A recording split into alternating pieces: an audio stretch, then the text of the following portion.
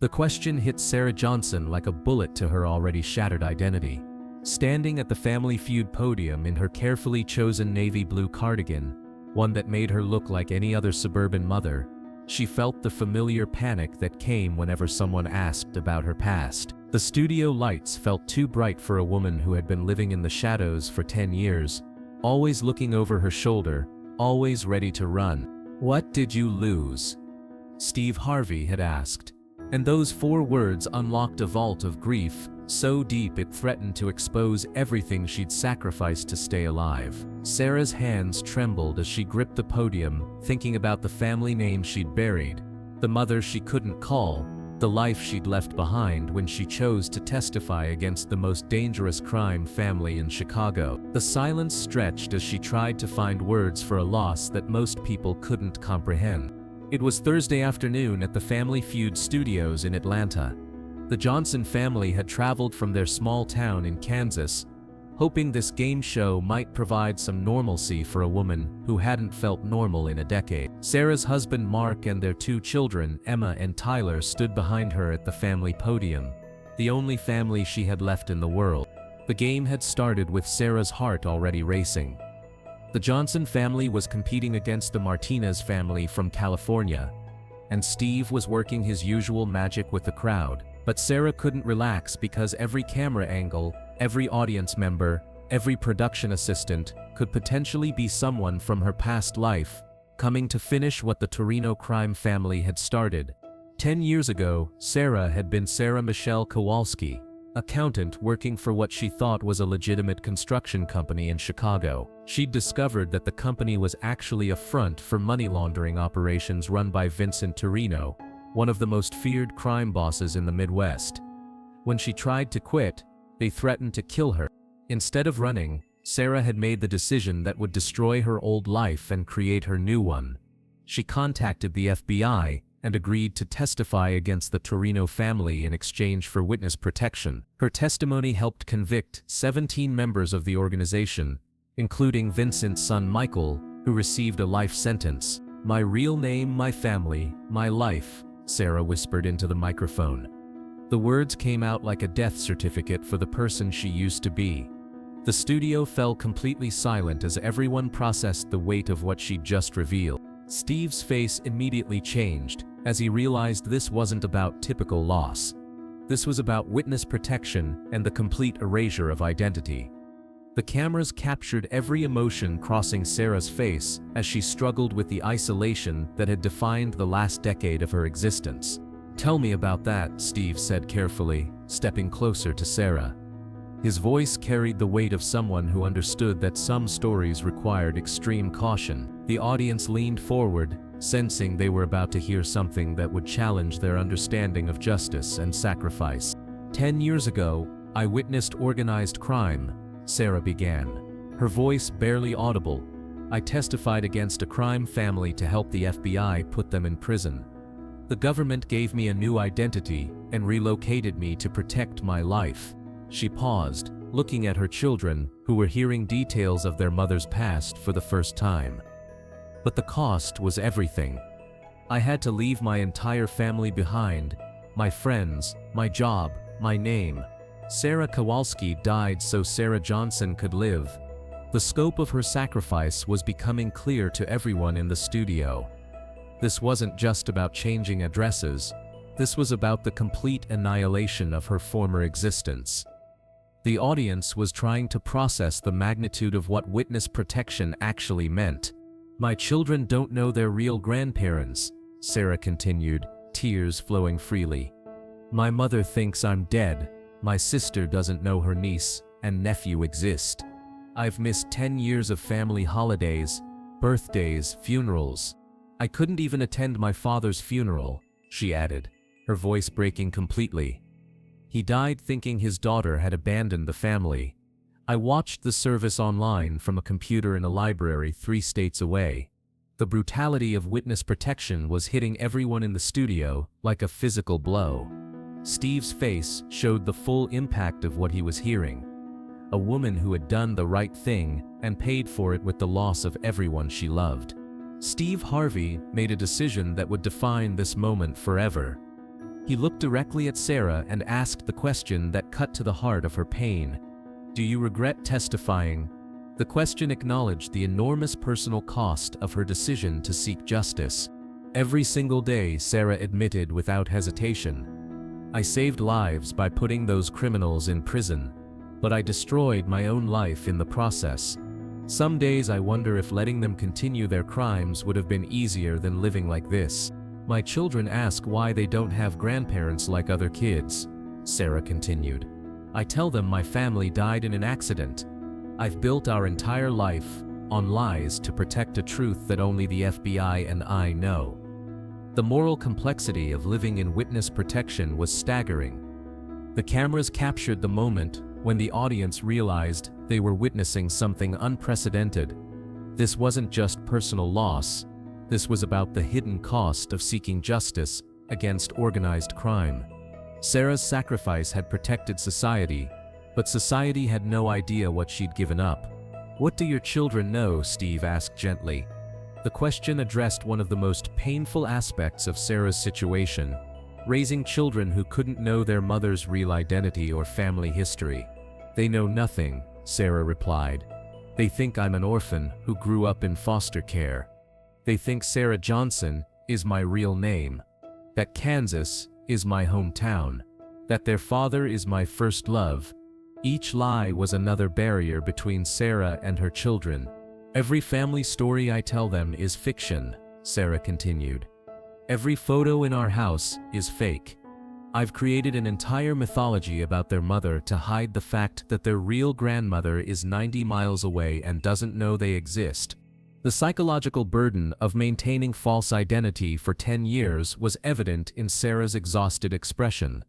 Steve could see that the woman standing before him was drowning in the isolation that witness protection required for safety. Behind the scenes, producers were frantically consulting with legal experts about what could be safely broadcast.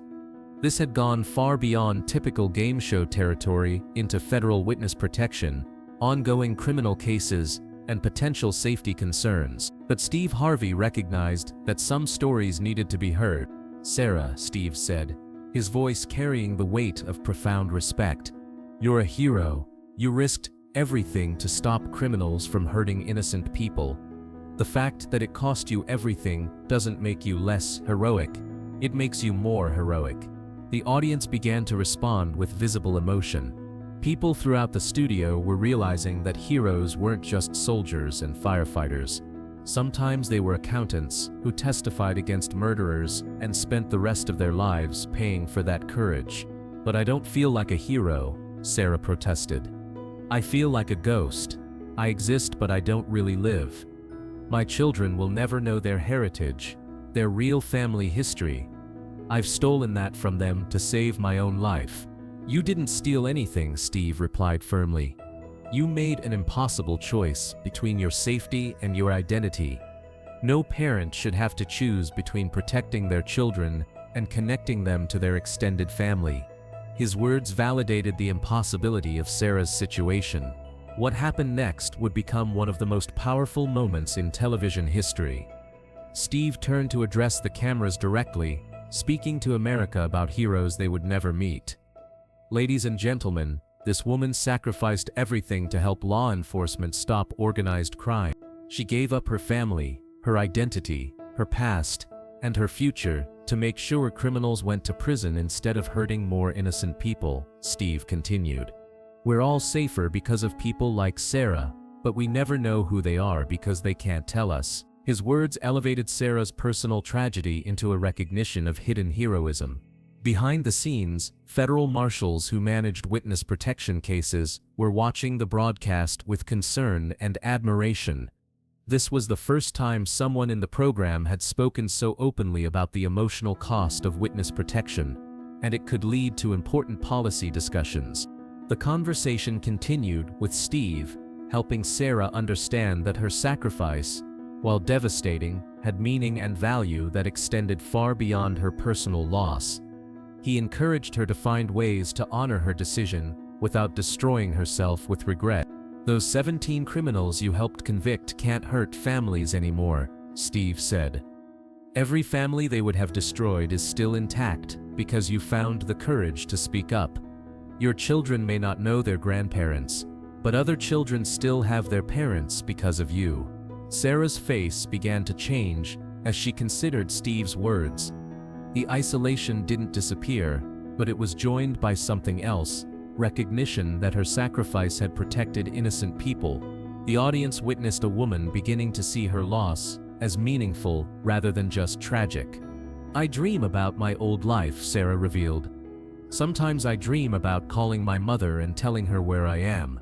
Other times I dream about the crime family finding me and hurting my children." The dreams reflected her internal conflict between connection and safety.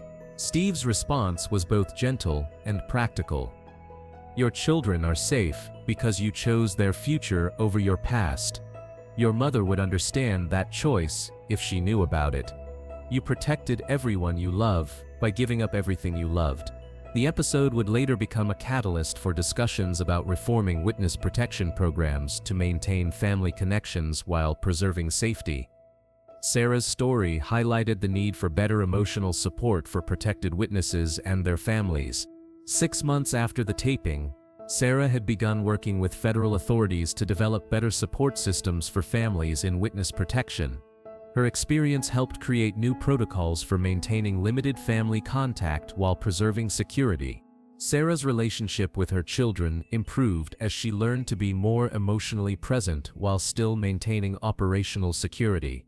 Family therapy helped them process the unusual aspects of their family structure without revealing dangerous information. The foundation Sarah established to support witness protection families became the first organization of its kind. Protected witnesses across the country found community and support through her advocacy, reducing the isolation that often led to depression and family breakdown. The annual memorial service Sarah holds for her former identity has become a gathering place for other protected witnesses dealing with identity loss. The shared experience of living false lives creates a unique support system for people facing similar challenges. Sarah's advocacy work led to policy changes, allowing protected witnesses limited, supervised contact with immediate family members when security conditions permit. Her case became a model for balancing safety with psychological well-being in witness protection programs. The relationship between Sarah and the FBI evolved from that of protector and protected to colleagues working together to improve the witness protection program. Her insights from 10 years of living under false identity informed policy changes that benefit current and future protected witnesses. Today, Sarah works as a consultant for federal law enforcement agencies, helping them understand the psychological and emotional needs of families entering witness protection. Her experience gives her unique insight into the long-term challenges of identity erasure. The navy blue cardigan she wore that day hangs in her closet next to a photo of her family from before witness protection, the only picture she was allowed to keep from her old life. Both serve as reminders of who she was and who she had to become. The courage Sarah showed in testifying against organized crime continues to inspire other witnesses to come forward, despite the personal costs. Her willingness to speak publicly about witness protection challenges has educated the public about the hidden heroes who sacrifice everything for justice. Letters from families of crime victims arrive regularly at Sarah's foundation, thanking her for the courage that led to convictions and prevented further violence. Each letter reminds her that her sacrifice protected people she'll never meet from crimes that will never happen. The support group Sarah facilitates for protected witnesses and their children provides a safe space for discussing the unique challenges of living false identities. The group helps families maintain emotional connections while navigating the practical requirements of witness protection.